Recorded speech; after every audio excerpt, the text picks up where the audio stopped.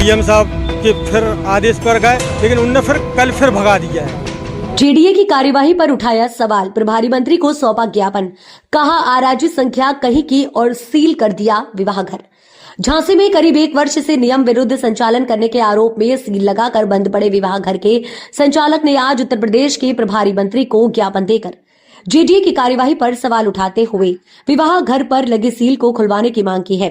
150 से अधिक पेजों की बनी जांच रिपोर्ट का पुलिंदा राज्य मंत्री ने पीड़ित से लेते हुए जिलाधिकारी को कार्यवाही के निर्देश दिए हैं।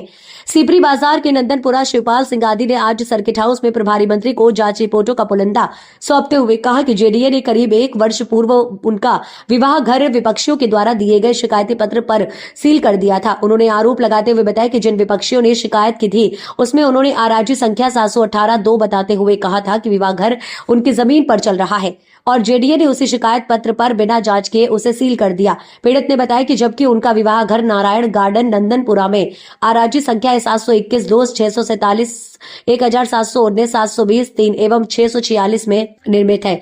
उन्होंने बताया कि इस संबंध में वह लगातार प्रशासनिक अधिकारियों के यहां जाकर सभी जगह से जांच कराई और सभी विभागों के 150 पेजों की जांच रिपोर्ट देने के बाद भी जेडीए उनके नारायण गार्डन विवाह घर की सील नहीं खोल रहा।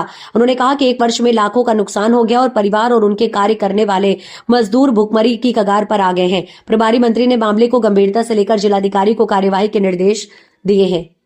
हमारा शशिपाल सिंह, क्या हुआ, किस समस्या को लेकर किससे मिले? हम माननीय मंत्री जी झांसी प्रभारी की हैं जो बेबी रानी जी मोर, उनसे गुहार लगाने आए हैं कि झांसी विकास प्राधिकरण द्वारा 20/12/2023 को हमारा विवाह घर बिना मानचित्र पर सील कर दिया गया था, जिसमें हमने अनापत्ति प्रमाण पत्र, तहसील अनापत्ति और नगर निगम अनापत्ति और नक्शा 22,000 स्क्वायर फीट का जेडीए में दाखिल कर दिए थे। उसी समय फिर जेडीए द्वारा जिलाधिकारी महोदय से भू स्वामित्व की जांच कराई गई थी, जिसमें जिलाधिकारी महोदय द्वारा जांच कमेटी नियुक्त की गई थी, जिसमें एडीएम न्यायिक अध्यक्ष बनाई गई थी और झांसी प्राधिकरण की सचिव सदस्य बनाई गई थी, अपर नगर आयुक्त कमर अहमद जी सदस्य बनाए गए थे, तहसीलदार सदस्य बनाए गए थे, जिसमें उन लोगों की रिपोर्ट पूरी आख्या जिलाधिकारी की आ गई है।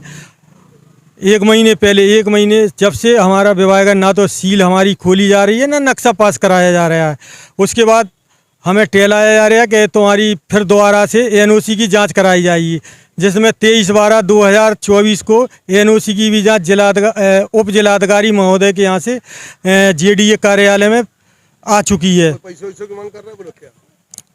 नहीं, पैसों की तो मांग अभी नहीं कर रहे हैं, लेकिन रोज़ 1 महीने से टाला जा रहा है, जिसमें मेरी लड़की की भी शादी है, अन्य लड़कियों की भी शादी होने हैं और 1 साल से हम लोग भूखमरी की कगार पे हैं।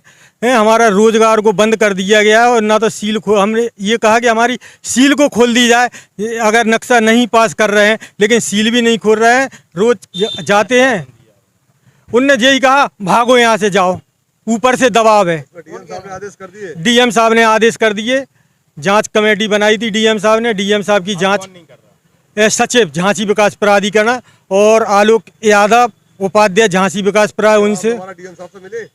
डीएम साहब से हाँ मिले थे। उनने कहा था जाओ आप लोग, तो डीएम साहब के फिर आदेश पर गए, लेकिन उनने फिर कल फिर भगा दिया है।